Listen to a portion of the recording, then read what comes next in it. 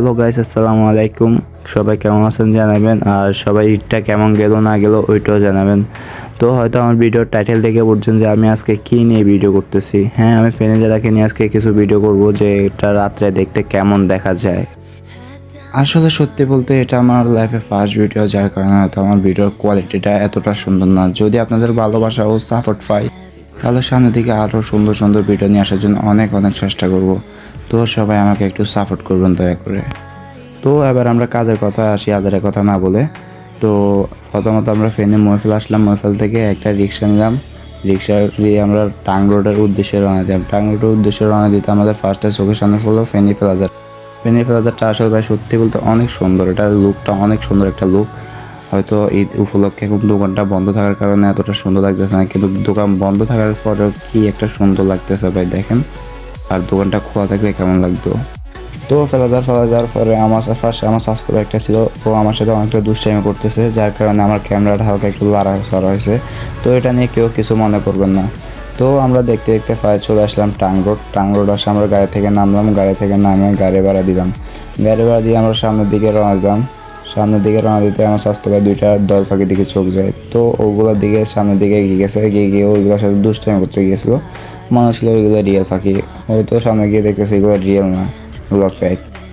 তো আমরা দেখতে দেখতে দয়াল ফাঁকগুলো ফালে আমরা রওনা দিলাম শহীদ মিনারের উদ্দেশ্যে। শহীদ মিনারের উদ্দেশ্যে রওনা দিতে দেখি শহীদ মিনারের ভিতরে একটা অনেক সুন্দর একটা গাছ। তারপর আমরা শহীদ মিনার দিকে যাই, দেখতেছি শহীদ মিনারটা অনেক সুন্দর লাগতেছে, যার কারণে ওখানে ভিতরে অনেকগুলো লাইট আছে, ওটা কারণে অনেকটা সুন্দর লাগতেছে। তো আমরা দেখতে দেখতে প্রায় চলে আসলাম দিঘিরার মুখে আসি, দেখতেছি একটা ঝর্ণা, যেটা দেখতে অনেকটা সুন্দর, মানে বলার বাহিরে এতটা সুন্দর। তো আমি আর আমার স্বাস্থ্য ভাই ঝর্ণাটা দেখার পর আমরা এদিক সেদিক ঘুরে ফিরা না করে ডাইরেক্ট হাই রোডে চলে আসলাম। হাই রোডে আসি আমরা একটা রিক্সা নিলাম, যেটা আল্লাহর 99টা নামের উদ্দেশ্যে রওনা দিলাম। তো আমরা গাড়িতে উঠে পড়ে দুই স্বাস্থ্য ভাই অনেকটা দুষ্টাইমি করতেছি, যেটা বলার বাইরে। তো ভাই এটা আপনাদেরকে ফার্স্টে বলে দিচ্ছি যে কেউ কিছু মনে নেবে না, কারণ এটা আমার ফার্স্ট ভিডিও, যার কারণে এটার কোয়ালিটিটা এতটা সুন্দর না ভাই।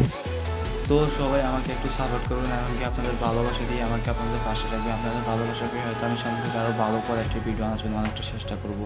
তো আমরা দেখতে দেখতে চলে আসলাম আল্লাহর 99টা নামের কাছাকাছি। হয়তো যেটা দূর থেকে দেখতে এতটা আমার ক্যামেরা কারণ সুন্দর দেখা যেতেছে না, কিন্তু কাছে গিয়ে দেখতেছি এটা অনেকটা সুন্দর। তো ভাই এটা মানে একটা বলার বাইরে লুকটা কি লুক ভাই, একটু খেয়াল করেন। তো আজকে আমরা এইখানে বিদায় নিতেছি, আর ভিডিওটা আর বড় করলাম না। তো আসলে ভাই এটা উপর থেকে দেখতে যতটা সুন্দর, এটা নিচ থেকেও দেখতে এতটা সুন্দর, যেটা মানে বলার বাইরে।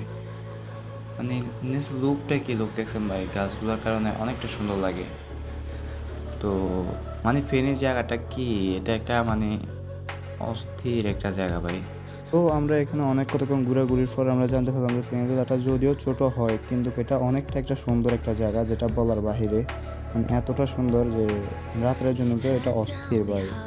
আর এটাতে ঘুরতে আসলে এমন একটা ফিলস পাবেন যেটা বলার বাহিরে। With you, I'm heavy breathing, feels like